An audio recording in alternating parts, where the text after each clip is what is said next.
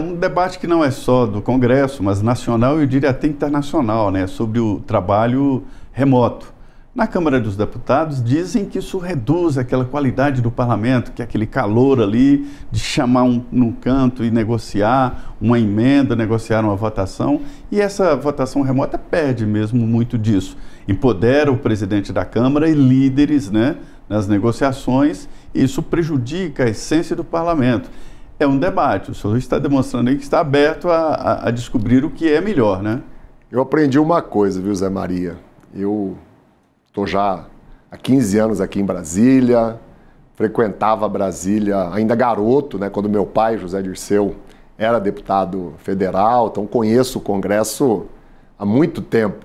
O que torna o debate, né, produtivo, o que mobiliza o debate, não é o formato da votação, é o tema que está sendo votado, é a importância do tema que está sendo discutido. Mesmo com essa facilidade de poder do gabinete ou de uma sala de uma comissão fazer o voto virtual, o que a gente viu nos últimos anos? Quando o assunto era de grande relevância, quando eram assuntos que tocavam a vida da população, vou dar um exemplo do que nós aprovamos agora recentemente, a reforma tributária. Olha que coisa fantástica. Vamos ter um único tributo dual, né? Vai ficar mais barato para as pessoas consumir. Nós zeramos, por exemplo, os impostos da cesta básica, né? Na hora de votar a reforma tributária, o plenário estava cheio. Né? Então, assim, é o tema, é a pauta, é o que está sendo votado, a importância que a população dá para aquilo que mobiliza o plenário. Eu diria que essa reforma tributária foi mesmo uma construção do Congresso Nacional, né? Mas o governo participou, eu destaco aqui o quanto que o ministro Haddad contribuiu, colaborou, até porque em outros governos o governo atrapalhou. Aparecia com ideias mirabolantes, quando estava pronto para votar, queria voltar atrás e mudar determinadas coisas. Os estados muitas vezes atrapalharam também bastante. Eu não acho que é um trabalho só do Congresso. Eu acho que a reforma tributária ela é fruto, claro, de um esforço muito grande do Congresso, de mais de 30 anos. Desde que eu cheguei na Câmara, né, todo início de legislatura, isso era a fala, era a pauta prioritária de todo mundo. Né, mas teve uma participação do governo e teve uma participação dos estados, que você lembrou, né? Perfeito. A gente falou aqui sobre a votação online, né? É um sistema Infoleg que é colocado no celular do parlamentar. E ele é que tem que acessar de onde ele estiver, onde tiver internet. Vota, né? A gente está convivendo aí com um debate sobre esta tensão política, né? O presidente da Câmara agora está tentando mudar o regimento, e impedir aquele... Não é um debate acalorado, isso sempre vai existir. Mas as agressões e ataques pessoais, né? Isso é possível? Eu acho meio difícil conter os ânimos ali no Congresso. Olha, não está ainda num padrão razoável de excelência, mas melhorou muito, né? Nós mobilizamos forças, né? O presidente Arthur Lira, né, no ano passado, baixou uma medida muito forte, mudou... Quando ele tomou posse, ele fez o alerta. No primeiro dia dele, ele fez o alerta. Ele mudou o regimento, né, e ele estabeleceu que a mesa diretora poderia, por iniciativa própria, encaminhar esses parlamentares, né, que estão lá com insultos, com agressão, com o uso da violência como prática, para o Conselho de Ética de forma direta.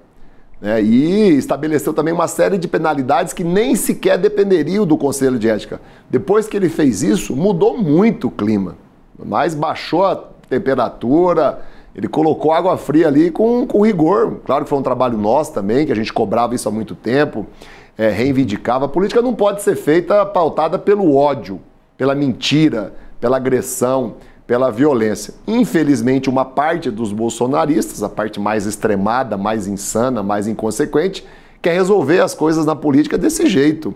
A população nem aceita isso. As pessoas sabem que as coisas têm que ser feitas e têm que ser decididas no debate das ideias, né, no voto ali, expressando a vontade que o eleitor depositou em cada deputado. Então, eu acho que melhorou, mas precisa melhorar ainda mais, e eu tenho confiança que o deputado Hugo Motta, que é o nosso presidente agora, com os novos líderes que assumiram, agora o Lindenberg lidera, né, a bancada da federação, do PT, eles vão dar conta assim, de continuar aperfeiçoando esse ambiente interno. Eu vi, inclusive, já em uma das sessões, o Hugo Motta dá uma reprimenda muito forte a um grupo de bolsonaristas que estavam lá tentando impedir um dos líderes, acho que era o próprio Lindenberg, de exercer o seu direito à fala. Depois que o líder deles, do PL, tinha falado tranquilamente sem que ninguém interrompesse ele.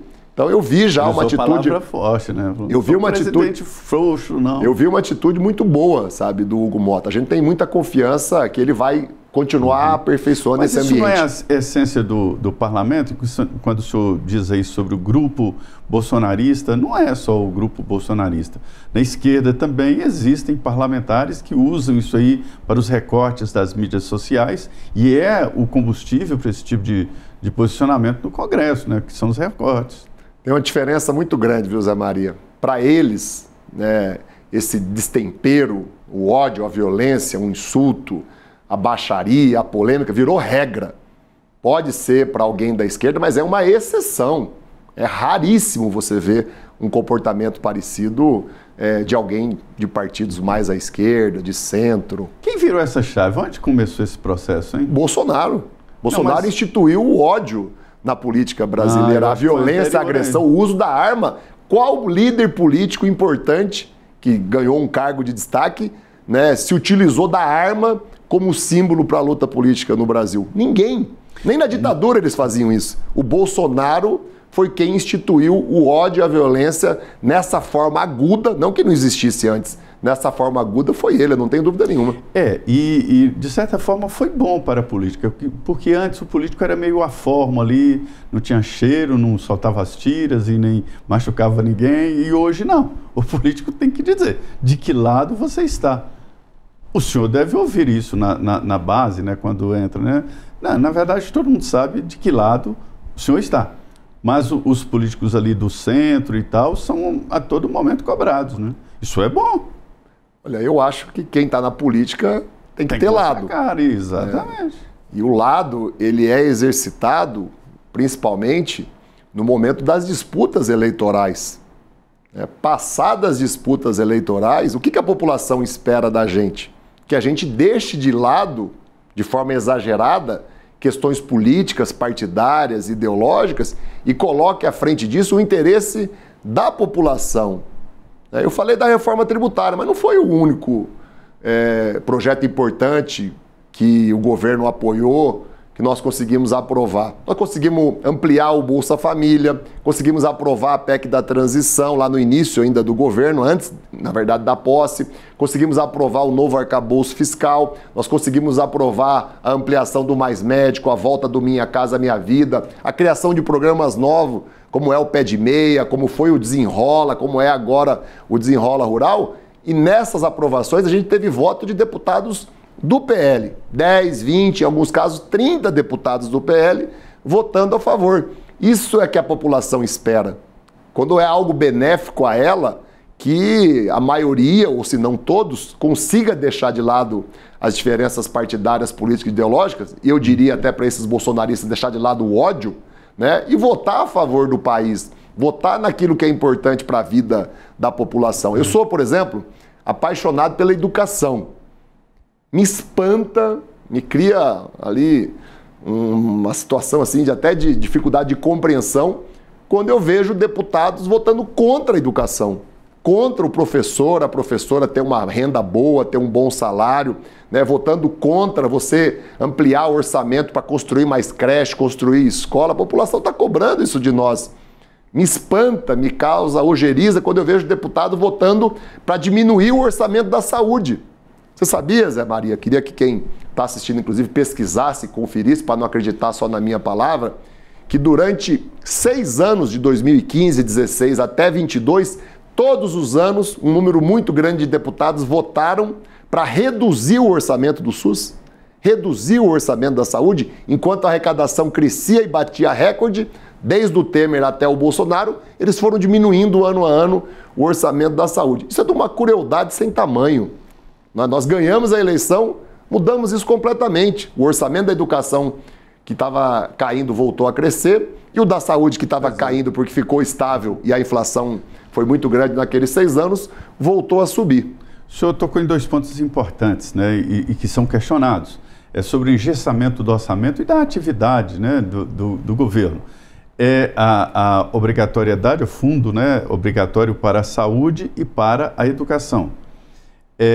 A saúde, o SUS é um dos projetos mais perfeitos do mundo, né?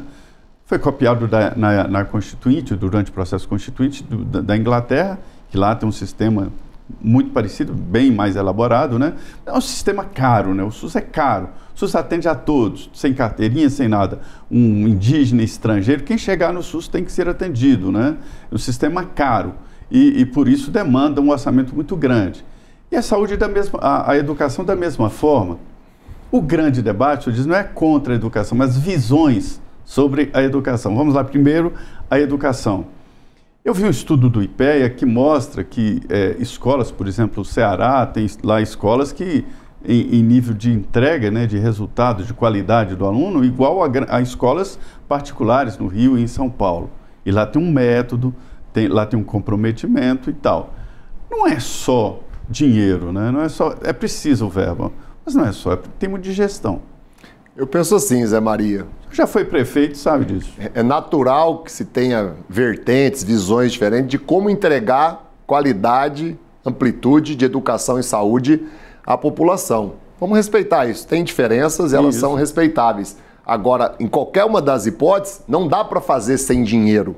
Não é razoável que você passe 6 anos diminuindo o orçamento da educação. Não é razoável que você deixe o orçamento da saúde 6 anos congelado, num período em que a arrecadação batia recorde, crescia ano a ano. O que eu tenho comigo? O político top, o político diferenciado, o político de fato que gosta do povo, né, ele não trata a saúde e a educação dessa maneira, né, cumprindo só os aspectos legais, a obrigação constitucional, do quanto tem que ser investido. E eu estou falando isso tendo sido prefeito 2 vezes da minha cidade lá no Paraná. O prefeito é que Cruzeiro do Oeste. Então, o que eu estou falando aqui, eu já fiz na prática. Eu, todos os anos, como prefeito, aumentei o orçamento da educação, aumentei da saúde e todos os anos eu investi mais do que era obrigatório. Então, o político top, o político que gosta do povo, o político que é diferenciado, o gestor, ele faz isso. O que a gente viu foi deputados e deputadas, senadores e senadoras e os gestores, na época o Temer e o Bolsonaro, né, fazendo uma política, né, de destruir 2 áreas que são estratégicas para a vida das pessoas. Então eu acho que a população precisa saber disso, até para entender a importância do que nós estamos construindo hoje. Né? Nós vamos deixar o Brasil voltar a esse período em que o orçamento da educação era destruído ano a ano, enquanto a arrecadação crescia. Nós vamos voltar àquele período, né, em que o orçamento da saúde ficava congelado. Eu sou muito otimista quanto à reeleição do presidente Lula, não é só pelas características dele, pela capacidade, é porque o governo mudou. Ele vai ser candidato. Sim, o presidente Lula é candidato à reeleição, sempre foi. Quem que governa que não quer ser reeleito? Eu não conheço ninguém, viu? Se alguém conhece, me apresente aí, né? O João Dória, né, nem candidatou à reeleição, né? Quem governa tem muito poder.